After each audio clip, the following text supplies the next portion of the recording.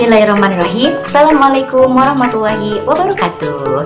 Hai, jumpa lagi dengan saya Ibu Ulum yang selalu tersenyum.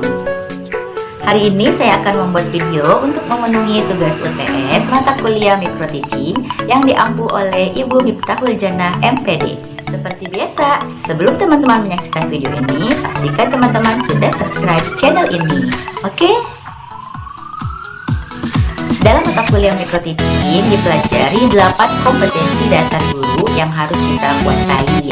Di antaranya keterampilan membuka dan menutup pelajaran, keterampilan bertanya dasar dan lanjut, keterampilan memberikan penguatan, keterampilan mengelola kelas, kemudian keterampilan mengadakan variasi, memimpin diskusi kelompok kecil, kemudian keterampilan menjelaskan, dan yang terakhir keterampilan mengajar kelompok kecil dan perorangan.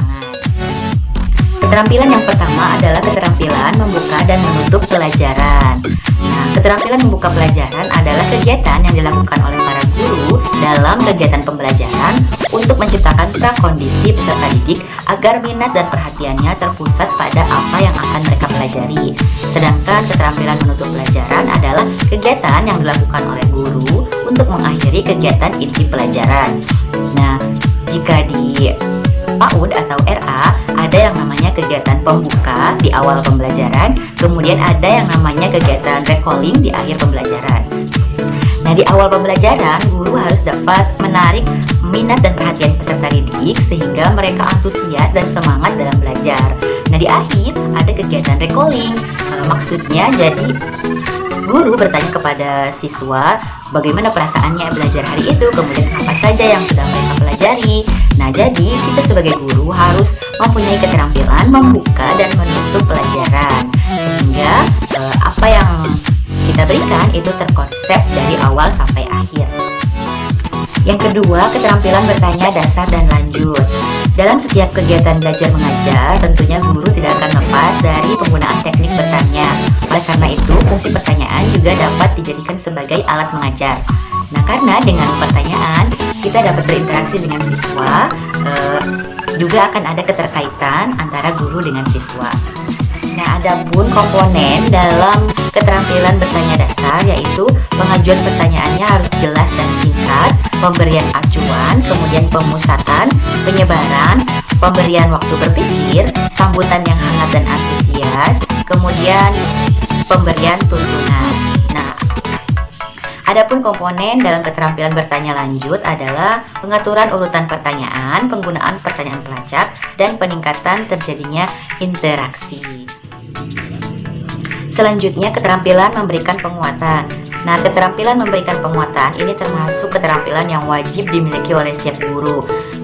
Keterampilan memberi penguatan merupakan suatu alat pendidikan yang menyenangkan berupa pujian, hadiah, dan tanda penghargaan yang bertujuan untuk memperkuat tingkah laku anak didik yang sudah baik, atau sebagai suatu keterampilan yang memberi penguatan berupa respon positif dari guru kepada anak didik yang telah melakukan suatu perbuatan baik. Misalnya, kita bertanya, kemudian ada siswa yang menjawab dengan lantang, dengan berani, atau misalkan kita meminta siapa yang mau maju ke depan, kemudian ada yang tunjuk tangan dan berani maju ke depan, maka kita harus merespon, memberi penguatan berupa pujian, berupa reward, ya, misalkan dengan ucapan, wah hebat, sudah berani maju ke depan, tepuk tangan. Nah, dengan seperti itu, maka anak yang lain juga akan termotivasi untuk aktif dalam pembelajaran tersebut. Adapun tujuan dari penguatan tersebut adalah meningkatkan perhatian siswa, membangkitkan motivasi belajar siswa, memudahkan belajar siswa, dan juga menumbuhkan rasa percaya diri pada siswa. Keterampilan dasar selanjutnya adalah keterampilan mengelola kelas. Tentunya sebagai guru harus menguasai keterampilan mengelola kelas. Pengelolaan kelas adalah pengadaan kelas oleh guru dengan cara-cara atau pendekatan-pendekatan tertentu sehingga siswa merasa nyaman dan optimal selama pembelajaran. Nah, apa tujuannya pengelolaan kelas? Yaitu untuk mengembangkan kemampuan siswa semaksimal mungkin, baik secara individual maupun kelompok. Kemudian membantu mengatasi hambatan siswa, kemudian membantu siswa belajar sesuai dengan tingkat emosional dan intelektualnya di dalam kelas dengan penyediaan fasilitas sebaik mungkin.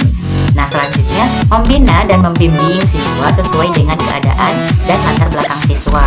Kemudian menciptakan suasana sosial yang berimbang, disiplin, tertib, perkembangan intelektual, emosional, sikap, dan apresiasi siswa sehingga tercapai tujuan pengajaran secara efektif. Nah, sebagai guru memang perlu mengerti bagaimana cara mengelola kelas.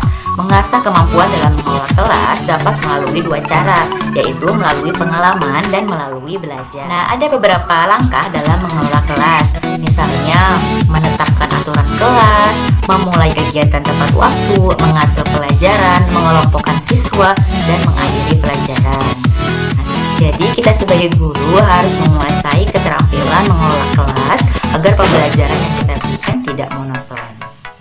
Baiklah teman-teman, mungkin itu saja yang dapat saya sampaikan mengenai beberapa kompetensi dasar guru yang harus dikuasai.